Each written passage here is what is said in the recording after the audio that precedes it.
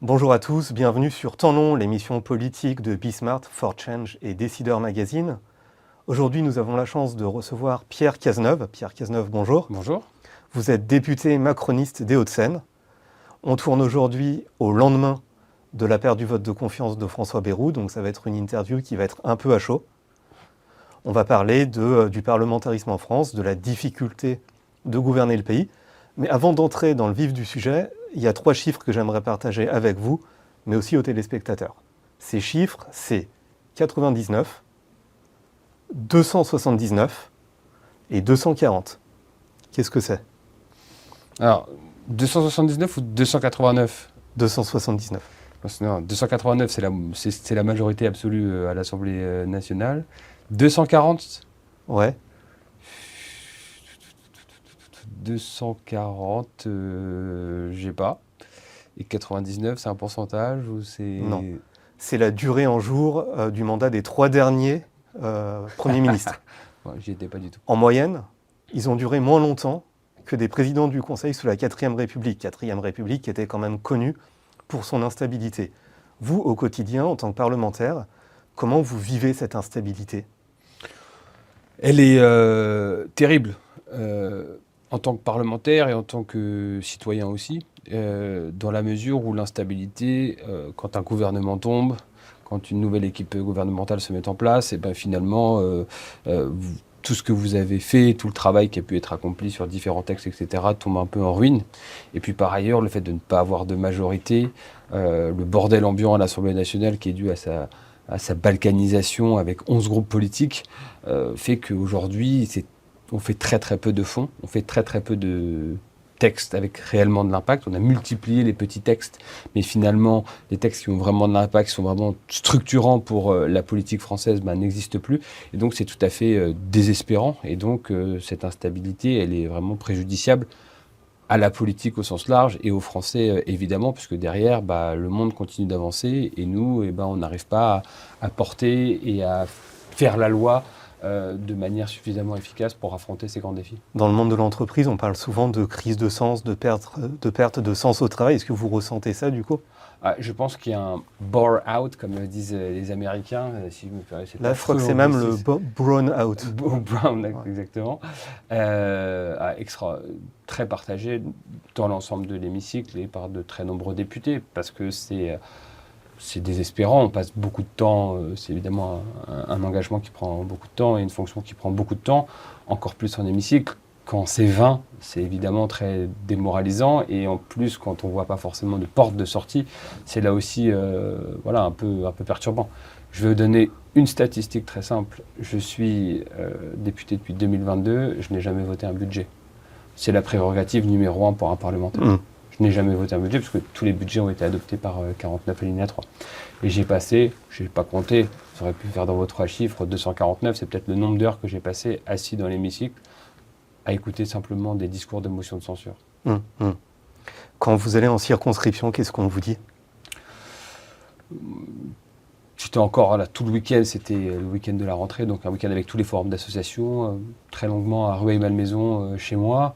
Ce qu'on nous dit, c'est une attente très forte de stabilité, un rejet un peu global de la politique et peut-être, c'est ce qu'il y a de pire, un peu de compassion. C'est-à-dire qu'avant, les gens ils m'engueulaient, aujourd'hui ils me disent bon courage. C'est pas bon signe. Ils disent bon courage parce qu'ils voient le bordel à l'Assemblée nationale, ils me disent bon courage parce que ils savent bien que cette instabilité, elle nous percute aussi de plein fouet en tant que citoyen, en tant qu'homme, et que aussi face à tous ces dingos, nous autres raisonnables, on a la vie dure et que c'est difficile d'entendre une voix un peu mesurée dans un contexte aussi électrique qu'est l'Assemblée nationale aujourd'hui. On reviendra sur le terme de dingo tout à l'heure, parce que chaque parti considère l'autre en ce moment comme un dingo. Mais du coup, est-ce que vous avez l'impression que la démocratie, elle est en danger si les parlementaires ne croient plus en la politique, que les citoyens ne croient plus en la démocratie? Est-ce que vous imaginez qu'à moyen terme, les citoyens se disent, puisque les politiques sont incapables de s'entendre, pourquoi pas avoir un régime avec un homme fort à sa tête? Ce qu'on ressent, ces tentations antidémocratiques en circo? Très sincèrement, je ne crois pas, puisque aujourd'hui il y a une certaine forme de vitalité démocratique, quand bien même ça a été un capharnaüm assez puissant. La dernière preuve la plus concrète, c'est le taux de participation après la dissolution, inédit sur une élection législative. Donc on voit bien que par ailleurs, il y a toujours une appétence sur ces grands rendez-vous électoraux. Et donc la démocratie, qu'est-ce que c'est? C'est un système évidemment représentatif dans le cas de la France, avec des élections libres, avec une presse libre, avec des partis politiques qui se structurent et qui débattent légitimement. Donc ça restera évidemment toujours précieux. Non, ce que le bordel ambiant peut générer comme tentation, c'est plutôt d'aller vers des partis beaucoup plus extrêmes qui, pour le coup, eux, remettraient en cause la démocratie ou en tout cas certains fondements de la République. Ça, c'est sûr qu'on le perçoit. Et le fait qu'on soit... de toute façon, tous les changements de régime, même à l'intérieur des différentes républiques qu'on a pu avoir, sont souvent dus ou évidemment des événements extérieurs de guerre ou à l'essoufflement d'un système politique et l'essoufflement d'une manière d'organiser une constitution et donc d'organiser des pouvoirs, notamment le cas de la quatrième. Moi, j'ai un avis un peu partagé sur ce sujet-là et je pense qu'il faut faire attention. Il y a beaucoup de débats sur la proportionnelle, j'imagine qu'on va y revenir, sur pointer du doigt la Ve République, notre constitution, notre modèle politique comme étant la cause du bordel ambiant. Je pense qu'au contraire, c'est ce qui nous protège aujourd'hui de catastrophes bien plus graves, que ce qu'on vit est en fait assez conjoncturel, ça peut être pérenne, mais assez conjoncturel, et que nos institutions sont extraordinairement bien foutues, et qu'il fallait être visionnaire. Debré était visionnaire, tant on a vu là depuis 3 ans, on a utilisé des articles de la Constitution pensés en 58, dans un monde de 1958, et qui se sont révélés tellement justes et tellement précieux en 2024 et 2025. Et donc on est un peu dans ce voyage au bout de la 5e, on est en train de découvrir, d'aller jusqu'au bout du système, et je pense qu'aujourd'hui il tient à peu près et il nous permet de... Par contre, voilà, dans la mentalité, dans notre manière de faire de la politique, à isopérimètre institutionnel, là il va y avoir des changements. Voilà, mais ces changements, ils sont liés à quoi? Je prends un pays par exemple comme l'Allemagne. En Allemagne, il y a toutes les combinaisons de gouvernements possibles. On peut avoir des gouvernements avec des Verts et la droite. On peut avoir les libéraux et, je ne sais pas moi, et les sociodémocrates. Pourquoi aujourd'hui, les partis politiques français sont incapables de s'entendre sur une coalition? Alors, 2 choses. J'aime beaucoup les exemples... Les comparaisons internationales, elles sont toujours à prendre avec des pincettes et à recontextualiser ou par l'histoire ou par la réalité de ce que sont leurs institutions. Déjà, vous l'avez dit, l'Allemagne n'a pas de président. C'est aussi une des raisons de l'histoire. On n'a pas un exécutif très fort pour des raisons évidentes post-Seconde Guerre mondiale. Vous parlez de la coalition entre les Grüne et la CDU. Et la CDU. Bon. Tout le monde trouve ça formidable. C'est aussi ce qui a fait qu'ils ont fermé le nucléaire allemand dans une coalition un peu étrange et que du coup, l'Allemagne est aujourd'hui dans un déficit énergétique et dans une aberration écologique qui va potentiellement avoir des conséquences massives sur leur économie de demain. Donc oui, ils ont une culture de coalition, ils arrivent à faire ces choses-là, mais parce qu'ils ont un système très proportionnaliste, ce qui fait que c'est impossible quasiment pour un parti de gagner une majorité absolue, mais du coup ça leur oblige à faire des coalitions, et qui sont une des limites de ces régimes purement parlementaristes, c'est-à-dire forcément une ligne un peu moins claire, une politique un peu de compromis, qui est donc parfois un peu moins tranchante, et donc du coup mais parfois qui fonctionne. Quand on des regarde l'évolution du PIB moyen des Allemands, par exemple, par rapport à la France, on est quand même obligé de constater que le modèle fonctionne. Oui, c'est sûr. Mais est-ce que c'est dû au régime parlementaire ou est-ce que c'est dû à la qualité des parlementaires sur place? Est-ce qu'en fait, si il y avait à la tête du parti vert en Allemagne Sandrine Rousseau et Marine Tourdelier, est-ce qu'il y aurait eu un deal possible, une intelligence collective pour aller dealer avec Angela Merkel pendant 6 ans, si je ne dis pas de bêtises de mémoire? Je ne crois pas non plus.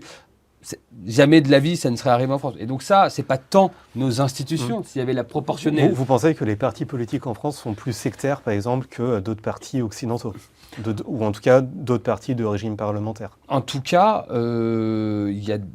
Oui. Alors, sectaire, c'est peut-être une critique un peu forte, mais en tout cas avec des oppositions, des oppositions et des postures théoriques beaucoup plus marquées parfois qu'ailleurs. Comment ça s'explique? C'est une bonne question. Pour le coup, là, il doit y avoir un peu d'historique culturel. C'est un peu paradoxal parce que les théoriciens de la proportionnelle et globalement les grands connaisseurs de la science politique vous disent que, bizarrement, les scrutins proportionnels, puisqu'ils favorisent la multiplication des partis, renforcent la radicalité des partis en tant que tels. C'est-à-dire qu'en fait, vous devez être identifié autour d'un vecteur, et donc vous êtes très très fort, quand vous êtes vert, vous êtes très très fort à fond dans votre ligne sur l'écologie, etc., telle que vous la portez, pour essayer de capter un électorat que vous savez assez limité. Quand bien même, quand on est sur plutôt des systèmes de coalition a priori, avant le vote, comme ça peut l'être en France, et un régime avec un scrutin majoritaire à 2 tours, vous avez plutôt tendance à la modération particulièrement, parce que vous devez élargir avant le vote votre spectre et votre électorat à cibler. Bon, mais nous, on a une vie politique extrêmement radicalisée, avec des personnalités très fortes, une culture du débat et de l'affrontement qui est, je pense, assez unique aussi en Europe. C'est ça, c'est qu'en fait, comme on n'est pas un pays foncièrement libéral, chaque parti, en tout cas la plupart des partis, ont le culte du chef, plus que du compromis. Oui, forcément. Et parce qu'ils avaient aussi une élection présidentielle qui arbitre chaque année, enfin chaque quinquennat, un peu finalement, le destin politique du pays sur 5 ans, parce que vous avez mythologie autour de l'élection présidentielle, de la rencontre d'un homme et d'une femme avec le peuple français. Voilà, tout ça a été très, très construit aussi dans une espèce de théologie, et une affection probablement des Français pour le fait d'avoir pour le coup un pouvoir exécutif assez fort. Et ça a été, je pense, la raison pour laquelle De Gaulle a poussé cette élection du président au suffrage universel. À la fois parce qu'il n'y a qu'un seul De Gaulle dans une vie politique contemporaine, et donc la légitimité d'être le chef de la France libre et celui qui a libéré la France, ça n'arrive qu'une fois dans la vie d'un pays, et qu'il fallait donner une légitimité à celui qui le remplacerait ou celle qui le remplacerait. En tout cas, vu de l'extérieur. En tout cas, on a une culture de chef très forte en France. Vu de l'extérieur, au-delà du culte du chef, on a l'impression qu'aujourd'hui, les nouveaux députés, c'est avant tout des militants. Alors qu'avant, à l'époque où il n'y avait pas la règle du non-cumul des mandats, on pouvait avoir des élus qui étaient déjà habitués à faire des deals en fait, dans leur ville. Est-ce que vous pensez, quelque part, que ce non-cumul des mandats, c'est quelque chose qui contribue à bloquer le pays? Non, très sincèrement, je ne crois pas. Ce que vous dites est vrai et faux. Je fais toujours très attention à ne pas écorner l'image de ce qu'est réellement l'Assemblée nationale et des députés qui sont à l'Assemblée nationale. Parce que derrière les Ercilia Soudé, les Louis Boyard, les Jean-Philippe Tanguy et les Sandrine Rousseau, qui sont quelques députés que tout le monde connaisse, qui sont très médiatiques, qui sont très provocateurs, vous avez des dizaines et des centaines de députés que vous ne connaissez pas, qui sont extrêmement engagés sur leur territoire, qui sont des gens tout à fait normaux, qui avaient des métiers avant normaux, qui étaient avocats, profs, chefs d'entreprise, agriculteurs. Moi, je le dis toujours, c'est une spécificité de la manière dont je suis placé. À ma droite, j'ai une éleveuse de poulets de Bretagne, et à ma surgauche, d'un autre voisin, j'étais un éleveur de cochons. Bon, c'est ça aussi l'Assemblée nationale. Donc, il ne faut surtout pas laisser entendre qu'on est une assemblée maintenant avec que des militants, des gens. C'est pas vrai. Les députés sont vraiment.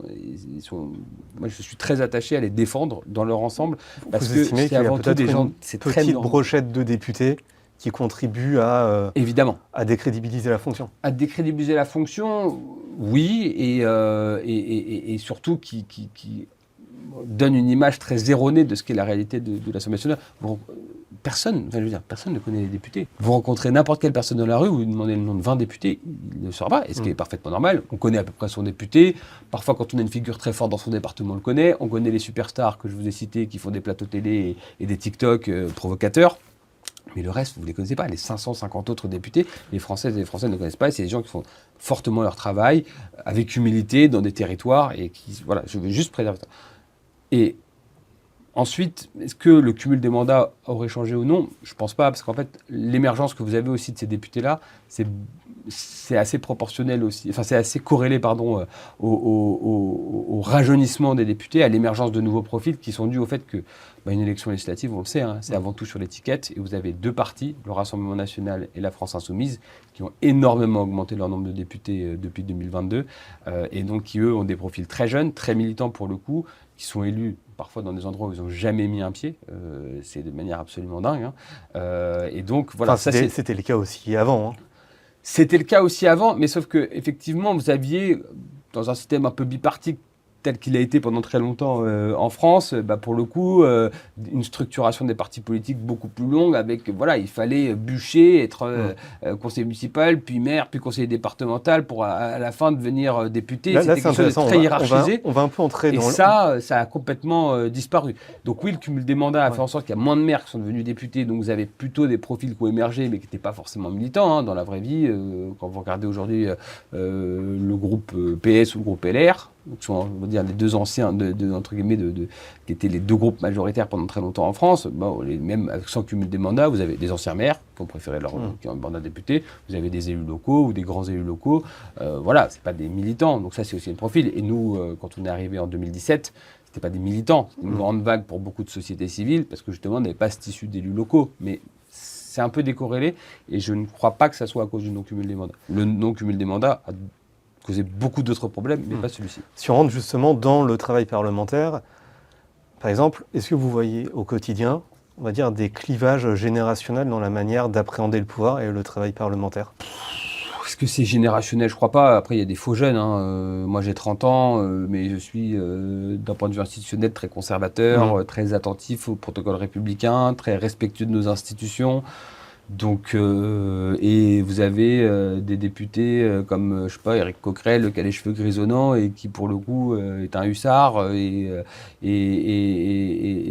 manque de respect à chaque instant dans la présidence de sa commission des finances envers ce que sont nos institutions et envers ce qu'est l'esprit et la lettre de son rôle lui-même dicté par la Cour. Vous êtes en commission développement durable, je crois. Tout à fait. Donc, je ne crois pas que ça soit une question d'âge, là aussi. Je pense que c'est vraiment une question de culture politique. Et par exemple, le Rassemblement national s'est construit en opposition à la France insoumise. La France insoumise souhaite décrédibiliser l'institution, souhaite décrédibiliser le parlementarisme et globalement la manière dont fonctionne la Ve République pour pousser la sixième. Pour pousser la sixième, pour montrer que ça ne marche pas et donc il faut une révolution ou quelque chose d'autre et qui passerait par Jean-Luc Mélenchon évidemment. Et le RN c'est un peu pile dans le sens inverse, c'est-à-dire par crainte de... Ouais, il a fait venir des députés qui sont... là aussi, qui n'avaient pas d'expérience, qui étaient avec un grand manque de crédibilité sur les plans techniques, technocratiques de la part du Rassemblement national, et donc a fait la fameuse stratégie de la cravate, et donc dans un respect là aussi très républicain de nos institutions. Donc vous avez deux stratégies très différentes. Ça n'a rien à voir avec l'âge. Vous pensez que LFI a fait exprès, justement, parce que vous parliez de dingo, d'investir ces dingos ? C'est une stratégie ? Quand je dis dingo, déjà je parle des deux extrêmes, et puis ouais, c'est un terme un peu évidemment un peu familier, mais c'est vrai que c'est des gens qui sont tellement extrêmes et tellement radicaux que la tentation est forte de recourir à ce terme-là. Ils ont recruté des profils qui étaient capables de tenir des discours extrêmement radicaux. Ils sont par ailleurs excellents. Je veux dire, la France insoumise, si je regarde purement sur ce que c'est qu'une compétences politiques, il y a évidemment le fond, l'expérience que vous apportez de votre vie d'avant, de votre vie professionnelle, votre bagage intellectuel, le travail que vous pouvez mener réellement législatif. Ok, ça c'est une part. Et puis après, vous avez une part un peu de hard skills politiques, de prise en parole en public, de compréhension de ce que c'est que la communication politique, de travail de terrain, sur lequel ils ont vraiment d'excellents députés. Voilà, ils ont des députés très jeunes qui arrivent et qui, dès leur première semaine, sont capables de tenir de très longs discours sans notes, de tout comprendre à comment fonctionne la communication politique sur un territoire donné. Voilà, donc il faut leur reconnaître ça. Ils ont investi des profils talentueux, avec un carcan idéologique complètement tracé, et oui, très provocateur, parce qu'ils savent aujourd'hui que dans un monde où l'information est surprésente, et vous avez besoin de cliver pour exister, vous avez besoin d'être un peu dingo pour percer l'algorithme TikTok 12 heures et exister dans un flux d'informations continu. Et donc nous, les gens chiants, modérés, dont notre parti est l'illustration absolue, parce qu'on essaye de chercher un peu de compromis, parce qu'on essaye de chercher un peu de rationalité, parce qu'on essaye de chiffrer, de vivre dans un carcan. Alors justement, on va revenir sur le compromis. C'est très difficile d'exister. On va revenir sur le compromis, mais avant j'ai une petite question. Quand vous êtes justement en commission, vous arrivez à peu près à travailler avec les députés de tous les bords politiques, à faire des compromis. Aujourd'hui, non. Non, même en commission développement durable, c'est plus possible. C'est plus possible. Depuis, C'est très difficile. depuis la dissolution. Ouais. Avec un peu de recul, est-ce que vous pensez que la dissolution, ça a été une erreur et est-ce qu'on vous fait remonter ça en circo? Alors, est-ce que le faire remonter, c'est sûr? Est-ce que ça a été une erreur? Est-ce que ça a été un succès? La réponse est non. C'est pas la même chose de est-ce que ça a réussi ou est-ce que c'était une erreur. Je pense que le président de la République n'a jamais tort de redonner la parole aux Français en utilisant les outils constitutionnels qui sont les siens. Et donc, je trouve ça très facile de balancer le président sous le bus en disant c'était une erreur, la dissolution, on a tout perdu. Moi, je pense que le président, à un moment donné, il a acté un décalage très fort entre la réalité du suffrage universel qui s'est exprimé sur un scrutin qui était celui des européennes et ce qui était la représentation nationale, qui par ailleurs, on a tendance à l'oublier, mais depuis 6-8 mois était de plus en plus englué, avec lequel c'était de plus en plus compliqué de trouver évidemment des compromis et de faire avancer et aboutir des textes. Réforme des retraites, catastrophique en termes de capacité à faire passer des textes, puis évidemment le sujet sur la loi immigration, mais globalement une Assemblée nationale qui commençait à se scléroser et à ne plus fonctionner, et donc il a souhaité redonner la parole aux Français avec ce qu'il a estimé être un choix clair entre les différents choix et les options politiques pour essayer de redonner de la vitalité, redonner de la clarté à l'action politique. Ça n'a pas marché, c'est incontestable. Est-ce qu'il a eu raison, est-ce qu'il a eu tort de le faire? Je ne crois pas. Qu'est-ce que vous répondriez à nos concitoyens qui justement doutent en la politique, voire doutent en la démocratie quand ils voient le spectacle qui nous est offert actuellement? Que je les comprends et que en tant que membre de la classe politique, je m'auto-dégoûte parfois parce que voilà, ça donne pas envie et que le spectacle qu'on laisse est affligeant. Je ne défausse pas ma responsabilité dans tout ça. Je fais plutôt partie des députés qui, que ce soit dans l'hémicycle ou dans les médias, prend sa part dans pas la cacophonie, mais en tout cas dans la querelle dure et frontale qu'il peut y avoir aujourd'hui, mais que j'assume dans un combat, pour le coup, que j'estime très légitime contre les extrêmes en France et contre leurs représentants et contre la démagogie qui a gangréné notre classe politique. Donc je comprends qu'ils en aient marre, je comprends parce que le spectacle donné est affligeant et à la fois il faut essayer de tenir le cap, il faut essayer de rester optimiste, parler un peu de coalition, etc. C'était difficile à imaginer il y a encore 2-3 ans d'avoir enfin, c'est difficile, impossible d'imaginer un gouvernement avec Bruno Retailleau et Emmanuel Valls dedans. Qui aurait dit ça il y a 5 ans? Personne. Donc on a quand même progressé dans le parlementarisme. Évidemment qu'on a progressé. Mais voilà, on est dans un monde, si vous voulez, je veux dire, il y a 15 ans, les gens, quand on regardait les différences de programme entre François Bayrou et Nicolas Sarkozy, enfin, je veux dire, quelle chance, c'était des batailles idéologiques luxueuses comment dire, oui, on avait de la chance de s'affronter sur si peu. On s'affrontait très fort, hein, mais quand on regarde aujourd'hui, ce serait quasiment de la nuance aujourd'hui.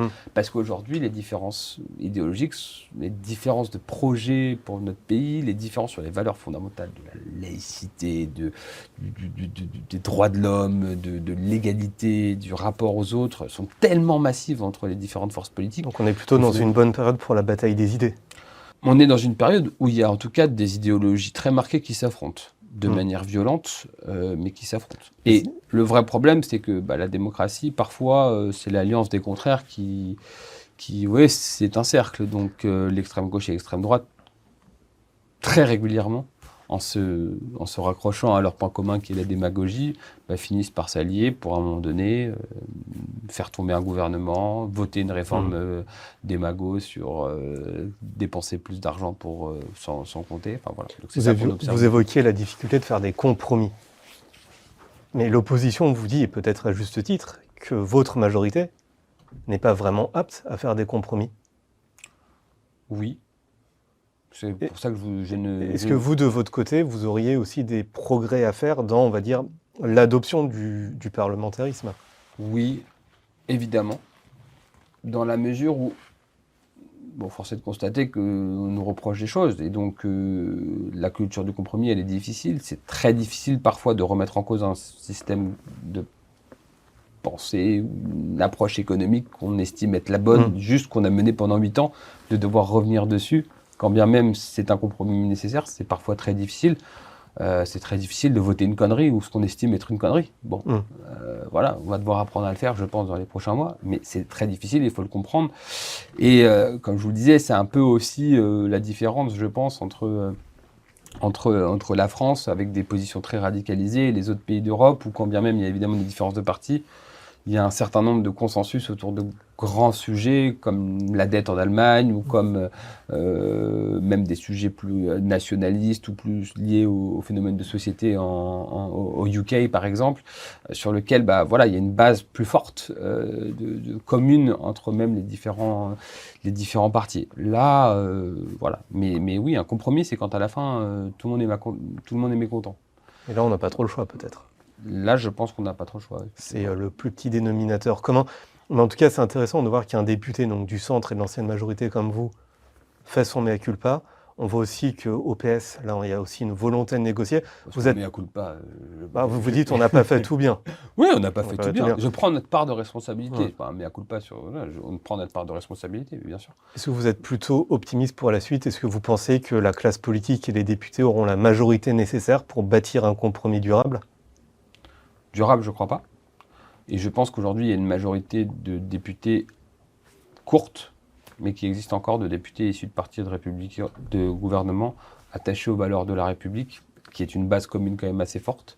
Et que, en face de ça, vous avez 2 menaces quasiment existentielles pour notre pays, qui sont l'extrême droite et l'extrême gauche, et que chaque minute qui passe sans que ces forces-là de gouvernement ne parlent pas entre eux et ne sont pas capables de trouver un gouvernement et des pistes de coalition possibles sont autant de voix données aux extrêmes qui auront beau jeu de dire que le système actuel ne fonctionne pas et donc en profiter pour vendre leur théorie funeste. Ce qui donne encore plus de pression pour trouver un compromis durable. Tout à fait. Et puis après, aussi, c'est ce que je vous disais dans un truc un peu conjoncturel. Je pense que vous avez un phénomène dont on parle très peu, mais vous êtes pour la première fois en 2022 un président de la République qui a été réélu sans alternance. C'est la première fois qu'on a ça. C'est la première fois que pendant 10 ans, on aura eu la même couleur politique, avec la même majorité présidentielle au sens issu de et le même président. Et le même président, sans alternance. Et donc ça crée, on voit bien, une espèce de fatigue démocratique, une volonté d'alternance qui est légitime et commune à tellement de pays. Et donc c'est ça aussi qui a entraîné, qui a peut-être été le début de l'étincelle qui a allumé un peu ce bazar parlementaire et démocratique qu'on voit aujourd'hui. Je ne sais pas ce qui va se passer. Moi, ma théorie très personnelle, c'est que l'élection de 2027 engendrera derrière un fait majoritaire qu'on retrouvera, parce que c'est le sens des institutions de la 5e, et que je pense que ça va marcher.